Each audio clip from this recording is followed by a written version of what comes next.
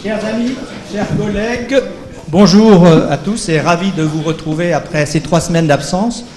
La dernière absence était justifiée par notre invitation au congrès de la Deutsche Gesellschaft für Chirurgie qui nous a remis, en votre nom à tous, la médaille d'honneur de cette société que vous pourrez admirer dans nos vitrines, ainsi qu'un diplôme qui figurera également dans nos archives. Le détail de notre présence à ce congrès, ainsi que la séance de l'Académie de chirurgie qui était dédiée à ce congrès, seront dans la lettre de l'Académie à paraître dans les semaines à venir.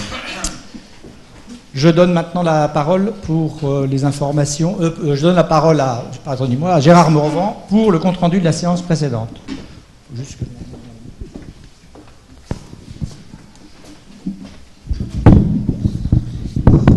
Monsieur le Président, Monsieur le Secrétaire Général, la séance dernière est une séance de communication libre sous la présidence de Jacques Poileux, notre ancien président. La séance a débuté par une communication d'Aude Merdrignac, premier prix du parcours de cancérologie 2014 dans le cadre du prix du Master de chirurgie Fondation de l'Avenir, qui nous a parlé d'un sujet technique, l'identification et la caractérisation du T-Link 1, un ARN non codant de longue taille régulé par le TGF-bêta dans le cholangiocarcinome hépatique. Les commentaires de Laurent Sulpice et une discussion où a participé Philippe Topard. La séance elle-même a commencé par une communication de Juan Santiago Azagra de Luxembourg sur l'intérêt de la gastrectomie à 95% dans le cadre de la prise en charge du cancer de l'estomac. Commentateur Philippe Lasserre, et la discussion a été menée par Philippe Montupet, Philippe Topard, Jean-Gabriel Balic, Helmond Estour et François Guéral. Georges Abilaoud de Paris nous a fait une mise au point sur la pathologie rachidienne complexe de sujet âgés, scoliose lombaire dégénérative et déséquilibre sagittal, et votre serviteur a participé à la discussion.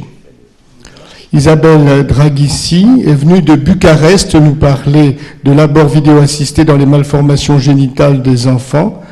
Philippe Montupet a commenté son topo et il n'y a pas eu de question. Ensuite, Djibril Sangaré est venu de Bamako au Mali nous parler de la cholécystectomie laparoscopique et l'état de la pratique à Bamako en 2012 à propos de 340 cas. Et cette très intéressante communication a été commentée par Jean-Gabriel Lalique et discutée par Santiago Azagra, Philippe Mar, Jean-Gabriel Lalique. Et enfin, André Favre va terminer la séance par une très intéressante communication sur les chirurgiens et la politique, commentée par Michel Germain. Et bien entendu, il n'y a pas eu de questions. Merci. Très bien, merci. Le procès-verbal est soumis à votre approbation. Qui est contre? Qui s'abstient? Bon, procès-verbal adopté. Alors maintenant, mes chers collègues et amis, j'ai la tristesse de vous faire part du décès de notre collègue, le docteur André Toupet, qui était un membre de notre académie, membre honoraire, titulaire honoraire depuis maintenant 25 ans. Il est décédé le 24 avril à l'âge de plus de 100 ans. Alors, il avait décrit ici même, et il est connu dans le monde entier pour ça, en 1963, son fameux procédé de fondoplicature postérieure par l'hémivalve, donc qui porte son nom de manière très mondiale. Et si vous lisez l'article de Namir Katkouda dans Annals of Surgery de 2007, vous verrez que cette séance, mais c'est aussi dans nos archives, avait été très mouvementée, avec en particulier des commentaires très durs, des ténors de la cure de hernie hiatale de l'époque, qui étaient à la fois Lorta Jacob, M. Lorta Jacob, ainsi que M. Monobroca et M. Germain.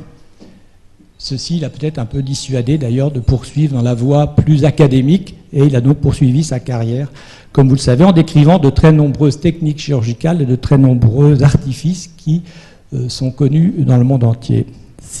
Je vous propose maintenant d'avoir une minute de silence en hommage à sa disparition, et nous enverrons un courrier à sa famille pour leur pour leur dire que nous partageons leur chagrin.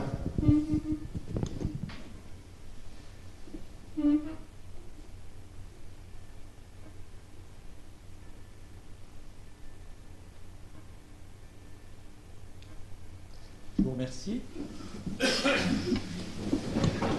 Je passe la parole maintenant à notre secrétaire général pour une information. En réalité, deux.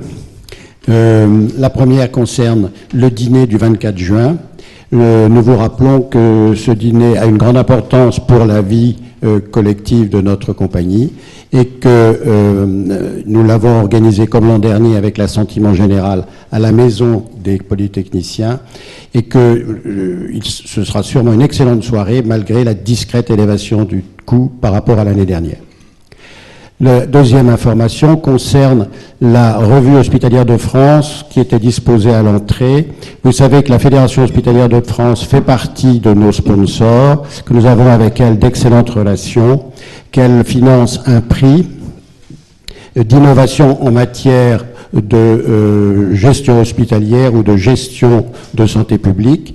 Et le prix de l'année dernière a été donné à une équipe de Nancy qui a développé un fonctionnement de l'urologie en réseau autour de Nancy avec des pôles dispersés dans toute la partie sud de la Lorraine. Ce travail est remarquable et nous vous invitons à le consulter. Je vous remercie.